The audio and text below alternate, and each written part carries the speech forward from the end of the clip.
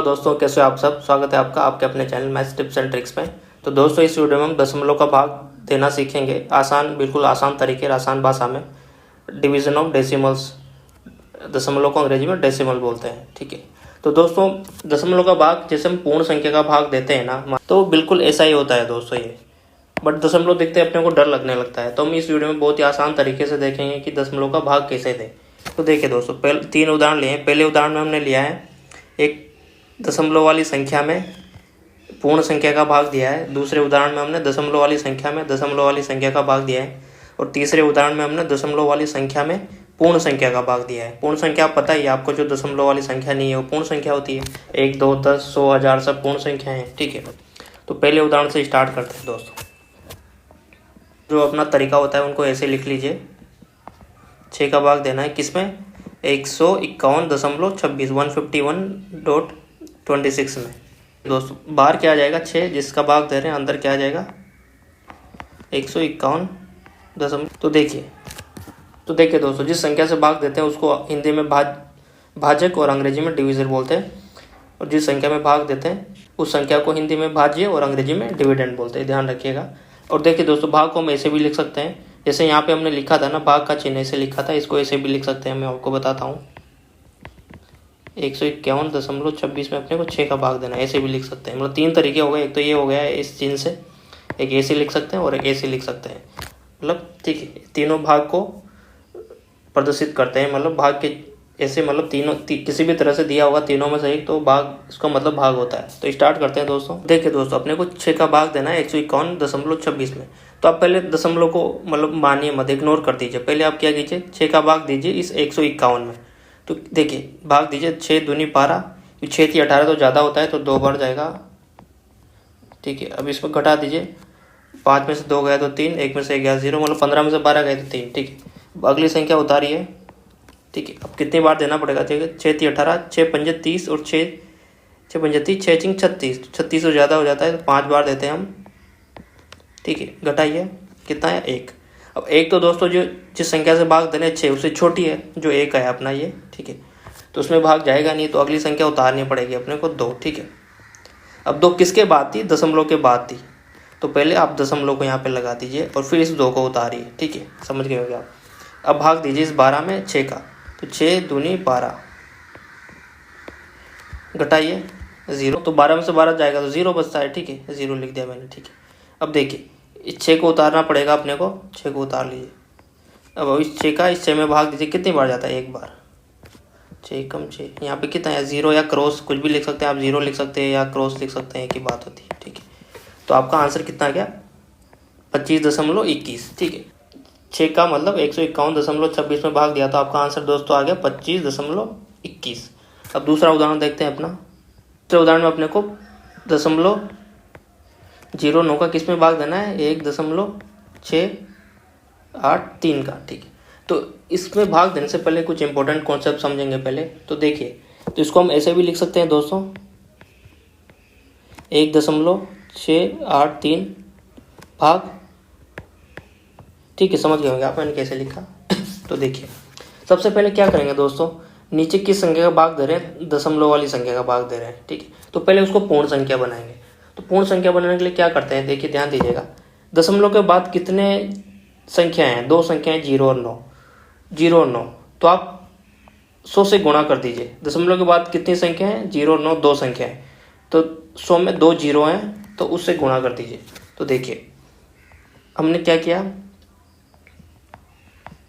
0-9 को जिस संख्या से भाग दे रहे थे यहाँ पे, उसको 100 से गुणा कर दिया। ठीक है, मतलब दशमलव के बाद जितनी संख्या है ना दोस्तों, उतने 0 वाली संख्या से गुणा करना है, मतलब 100 से गुणा करना पड़ेगा। कि दशमलव के बाद 2 संख्या थी, तो होता क्या है, ध्यान से देखिएगा। तो किसी भी दशमलव वाली संख्या को जैसे 100 से गुणा करते हैं ना, तो आपका दशमलव 2 पॉइंट आगे खिसक जाता है। कैसे, देखिए 0 ये है अपना, तो 100 से गुणा करते क्या होगा दोस्तों, ये दशमलव था ना, वो 1 2 खिसक के यहाँ पे आ जाएगा। समझ रहे होंगे आप, मतलब ये क्या हो जाएगा आपका, ऐसे हो जाएगा वो, इस 0 को रखिए, इस 0 को रखिए और 9 ऐसे हो जाएगा। ठीक है, ये इंपॉर्टेंट होता है, ध्यान दीजिएगा। तो आपका अब देखिए 009 लिखो या 9 लिखो, एक ही बात होती है दोस्तों। मतलब आप 009 लिखो या फिर 9 लिखो, एक ही बात होती है। तो कितना बन गया 9 अब ये पूर्ण संख्या है दोस्तों, किसी भी पूर्ण संख्या के पीछे हम दशमलव लगा सकते हैं। मान लीजिए आपका 2 है पूर्ण संख्या, उसके पीछे दशमलव लगा सकते हैं। 10 है पूर्ण संख्या, उसके पीछे दशमलव लगा सकते हैं। पूर्ण संख्या मतलब 9 है, ध्यान दीजिएगा। अब देखिए हमने 0.09 को 2 से गुणा किया, तो ऊपर वाली संख्या को भी करना पड़ेगा दोस्तों। कैसे, देखिए हमने क्या किया, नीचे 100 से गुणा किया, ठीक है। तो नीचे गुणा किया तो ऊपर भी तो करना पड़ेगा ना, क्योंकि तभी तो ये दोनों कटेगी ना आपस में, तभी तो ये जो आपकी ओरिजिनल संख्याएं थी जो बचेगी। तो नीचे गुणा किया तो ऊपर भी करना पड़ेगा।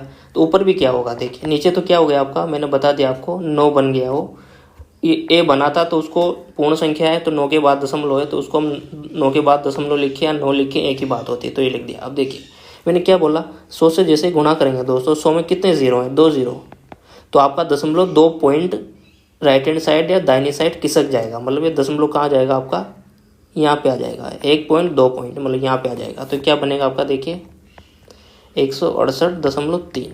तो आपको अब किस संख्या क्या क्या क्या भाग बन गया, आपको 168.3 में 9 का भाग देना, ये आपका भाग बन गया दोस्तों। तो दीजिए, यहाँ पे लिख लेता हूँ मैं उसको, 168.3 में हमने पहले, अब 168 में दीजिए, दशमलव को छोड़िए अभी। तो 9 एकम 9, 9 दूनी 18, 18 ज़्यादा होता है तो एक बार जाएगा, घटा दीजिए। तो 16 में से 9 जाता है तो 7 बचता है आपका। अब 7 तो 9 से छोटा है, तो इस संख्या को भी उतारना पड़ेगा, ठीक है। तो कितनी बार जाएगा दोस्तों, ये जाता है आपका 9 8 72 होता है, 9 8 72 होता है, 9 नाम 81 होता है, तो 81 तो ज़्यादा हो गया। सबसे पास वाली संख्या देंगे तो 9 8 72, घटा दीजिए। तो देखिए 8 में से 2 गया तो कितना बचता है, 6 बचता है। 7 में 7 गया तो 0, ठीक है। अब इस 9 का इस 6 में भाग जाता नहीं है दोस्तों, तो अपने को ये वाली संख्या भी उतारना पड़ेगा, ठीक है। बटे 3 जो है अपना, ये तो दशमलव के बाद है, तो यहाँ पे दशमलव लगा देंगे। अब उस 3 को उतार दीजिए, तो 9 सत्ते 63, क्योंकि 9 के पहाड़े में 63 आता है। घटा दीजिए, आपका कितना बचा, 0 बचा। तो आपका आंसर कितना गया दोस्तों, 18.7। आई होप आपको समझ आ रहा होगा दोस्तों। तो अपना दूसरा क्वेश्चन सोल्व कर लिया हमने। अब तीसरा वाला क्वेश्चन देखते हैं दोस्तों।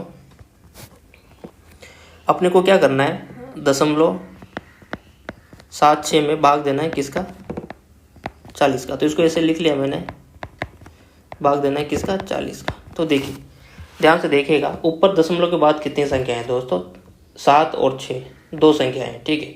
तो मैं क्या करूँगा, ऊपर 100 से गुणा कर दूंगा, क्योंकि अपने को दशमलव के बाद जितनी संख्या है ना, उतने संख्या जिसमें उतने जीरो से गुणा करना है। मान लो दशमलव के बाद एक ही संख्या, मान लो ऐसे होता, ठीक है, तो अपन 10 से गुणा कर देते, तो दशमलव कितना, 1 पॉइंट आगे आ जाता, तो ऐसे हो जाता।